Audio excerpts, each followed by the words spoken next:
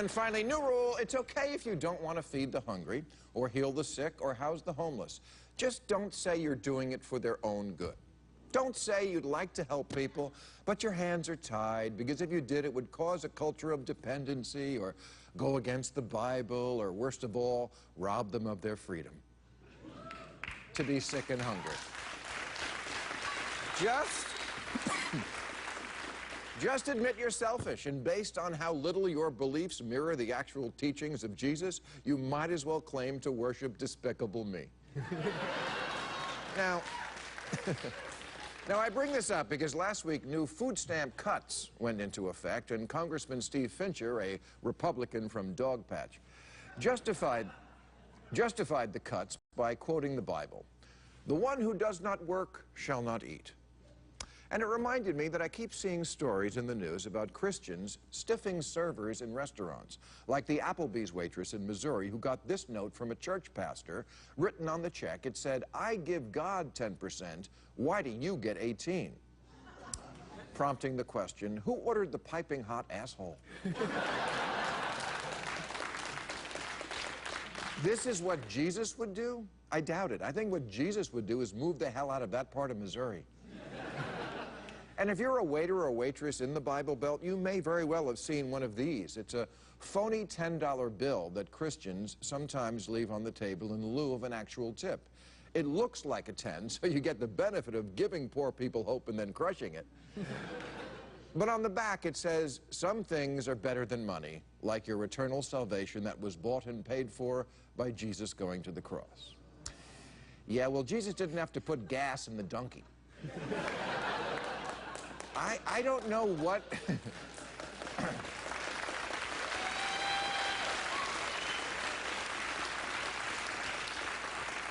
I don't know what the snake handlers have against the food handlers, or when restaurant receipts became the new bully pulpit, but there was another story recently, this one from Kansas, where instead of a tip, a Christian family left their server, who they knew was gay, this note: "Thank you for your service. It was excellent. That being said, we cannot in good conscience tip you, for your homosexual lifestyle is an affront to God.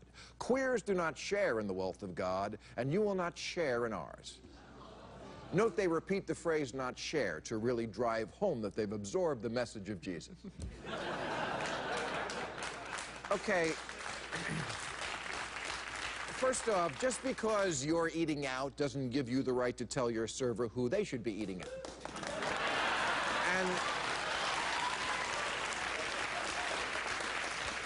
beyond that, someone needs to tell these people that not tipping a gay waiter will not make him want to put his penis in a woman. It'll make him want to put his penis in your pasta primavera.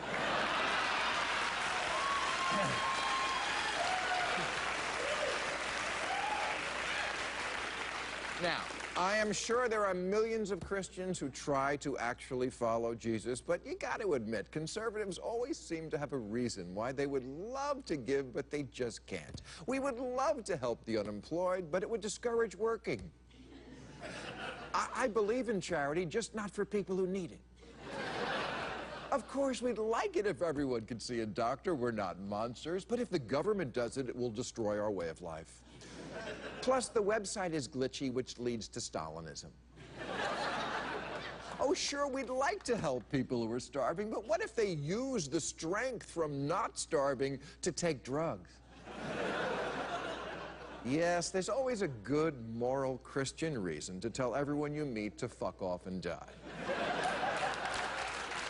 Fair enough. Fair enough.